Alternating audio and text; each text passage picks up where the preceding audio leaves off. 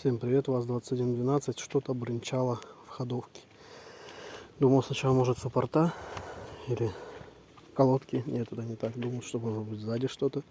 Звук такой был металлический, звенчащий. Думал, может быть что-то сзади в барабанах. Нет, месяц возился с машины, не мог понять, в чем дело, пока не доподомкратил, не подвесил ее и не включил третью передачу. А дело оказалось вот в чем. Вот коробка, и там с коробочки, где вставляется вот здесь, где вставляется вон там шрус, одевается вот маленький пыльничек на коробку. В общем, он вылетел, и он вот такой сдавал неприятный металлический звон, который очень сильно раздражал. Всем хороших ремонтов, всем пока.